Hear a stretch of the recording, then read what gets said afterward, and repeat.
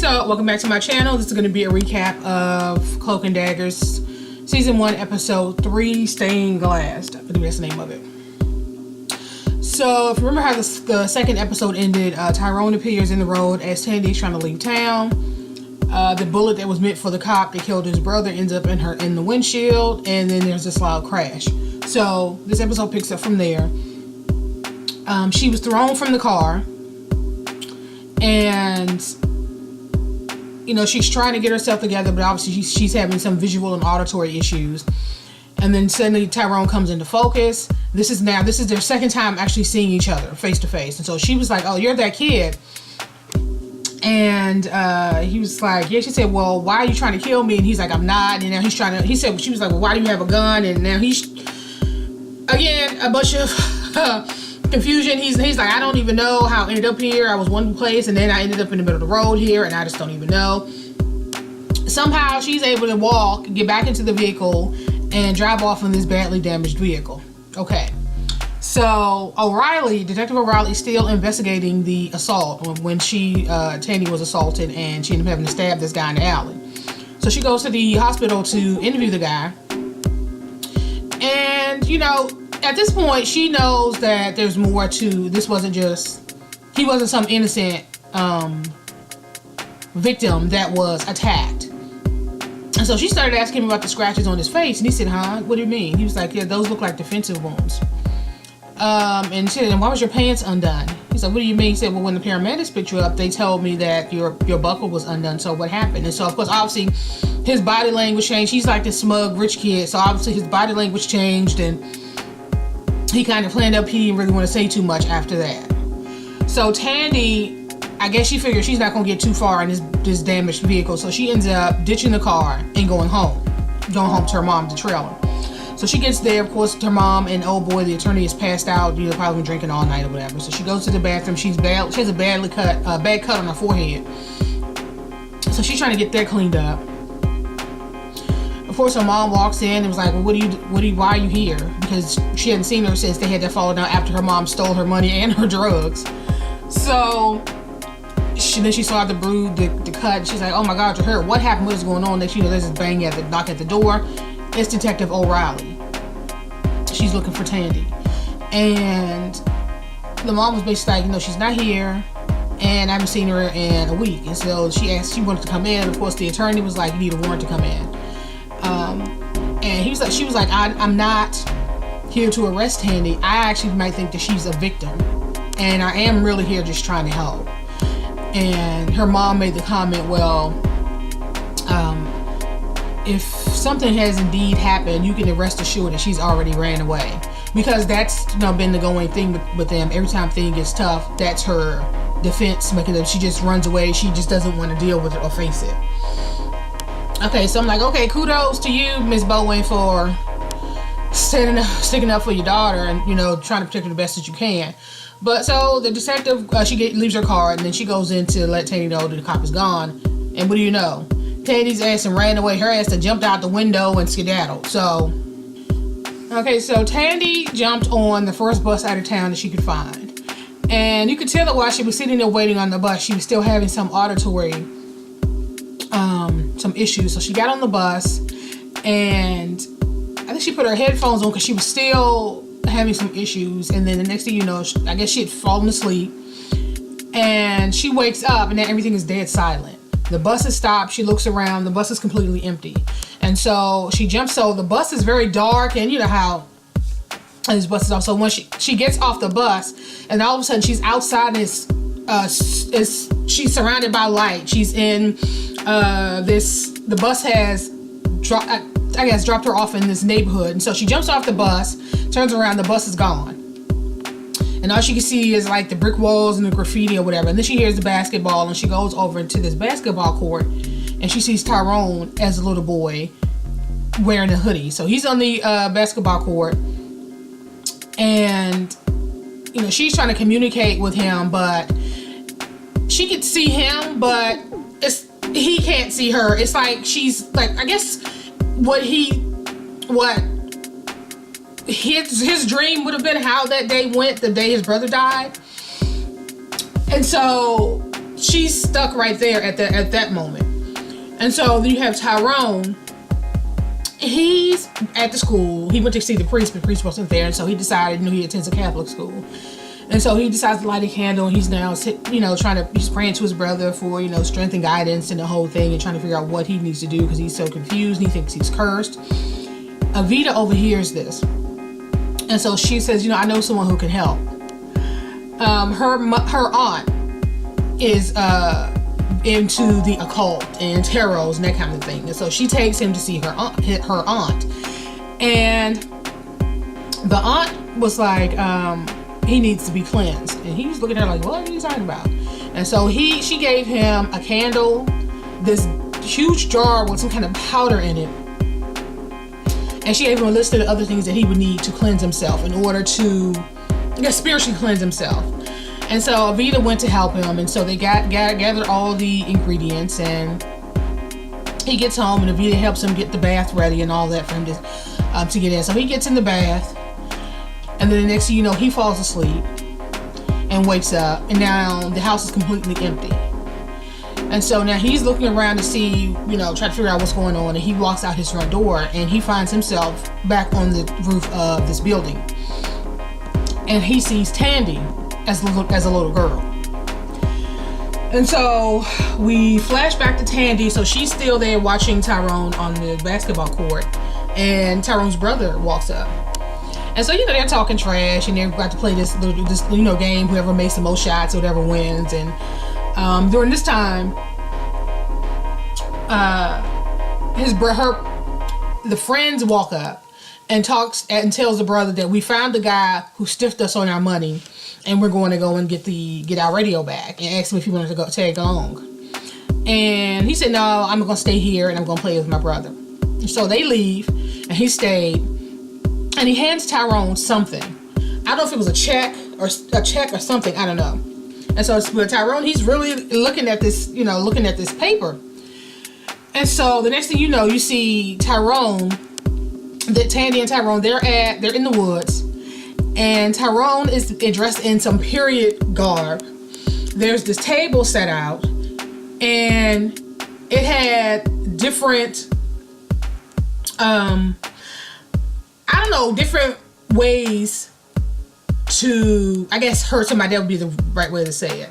And so because Tyrone is so fixated on killing this cop, and so you find out in the end that Tandy is there to help him, trying to get out of this loop of anger that he's in. And so he walks over to this table, and you see his parents standing off to the side, and he grabs the gun. And then you see him aim the gun at the cop and shoot the cop. And then next thing you know, you see him, the cops are coming from all over the place, and Tyrone ends up being killed. And then he's back where he started, where he's walking out again, and Tandy's like, Tyrone, you can't keep doing this. And then Tyrone grabs the next thing on the table, which was noose. And so you get the feeling that he killed the cop, and then the next thing you know, the cops swarm him again, and next thing you know, the noose ends up around his neck. And so Tandy is like watching him die over and over again, caught in this loop. And so she's like, even though he can't hear her, she's like, no, you can't keep doing this, you gotta find another way. And so she puts a dagger on the table as another option for him. So he picks the dagger up, and it turns into a pair of handcuffs.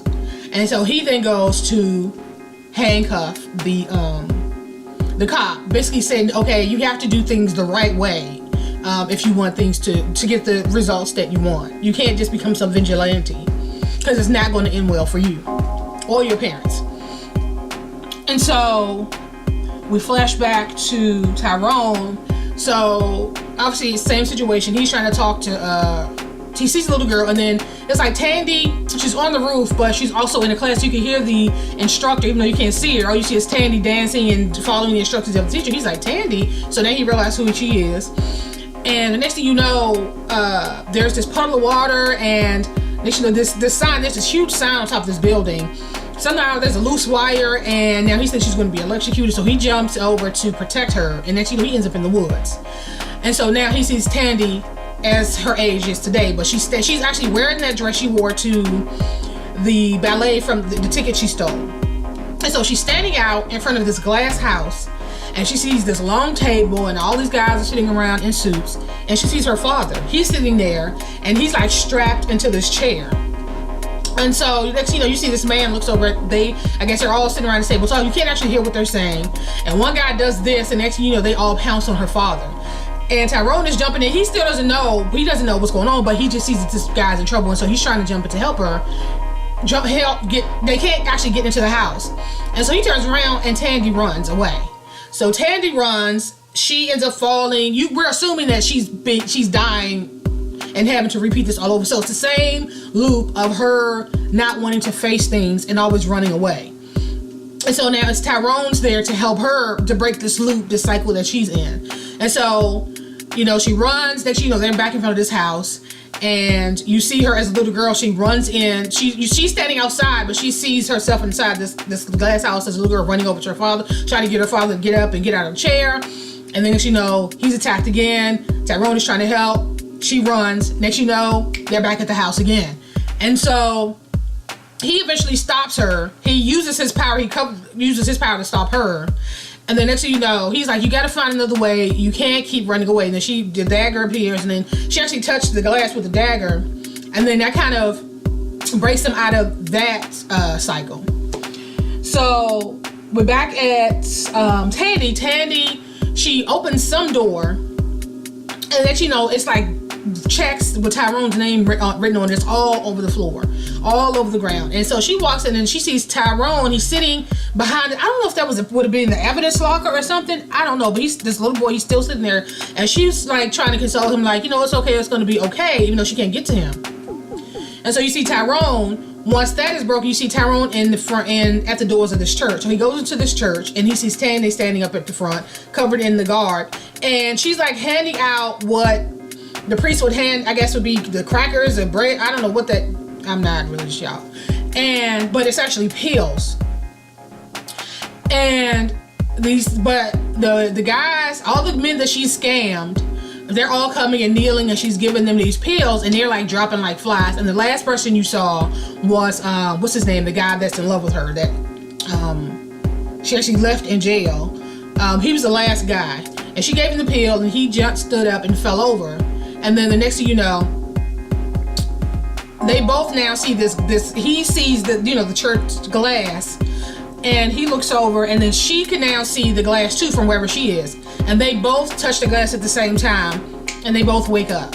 Okay, so O'Reilly is just finishing up her shift. She jumps in her car to head home. Who shows up at her door? What's the officer's name? Donner or O'Connor? I don't know. It's the dirty cop.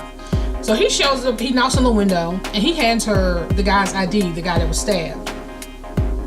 And so she's like, where'd you find this? He's basically told her that he found it on a junkie during the raid, because he works for Vice. So during the raid, he just happens to find this guy's ID on some junkie. So now they're writing it up as a robbery, and they've closed the case. So now, of course, she's pissed because she knows there's more to that he's going to assault Tandy, and now he's going to get away with it. And so this is after she's already gone to Tandy's house, her mother's house, left this card. And so shortly after the officer O'Connors or Donners leave, Tandy calls her and says that she's not going to run away, and that she's going to stay and she's going to face this. So now they've made plans to meet. So Tandy meets with the officer. And now the officer has to tell her that the case is closed because of some bureaucratic bullshit, or somebody didn't pull strings. He's a wealthy guy. Most likely his father, his parents have friends in high places, and they're just going to sweep this under the rug. And so of course Tandy is not happy with that, and she leaves. And the officer's now, O'Reilly's now sitting there trying to figure out how she's going to fix this. Tyrone is walking with Evita. They're talking, and he's thanking her for her help, and she asked him what he saw, and he was like, well, I really can't say because I don't think it was my journey. And he noticed as they were walking, he could see the church with the same glass windows that he saw in his dream. And so they talked for a little bit, and Tyrone, I guess he worked up the nerve to give Evita a little kiss. They had their little session, and they parted ways. So the next thing you know, you see Evita's aunt because she works, you know, she owns this shop, and she makes this doll of Tyrone, and she puts him on the mantle. Now, when he first walked into her shop, there is a mantle in the back that has all of these old dolls, and she was about to go and touch one, and she said, don't touch those, because some of those are older. They've been around for a long time, for centuries, and so they're kind of fragile. And so she's made this action figure kind of him, and all black, just black, just dark. And she put it on the mantle. Now he's up there now with the rest of these dolls, just regular dolls, right? And so the next thing you know, we see Tandy. She heads back to the church where she lives, and then she's walking in. Tyrone speaks to her, and they make eye contact, and he's like, I think we need to talk. And basically that's how the episode ends. So I think they're starting to realize that their fates and their lives are kind of intertwined in a way that they really can't disconnect. So yeah, that is it, and I will talk to you guys in the next video.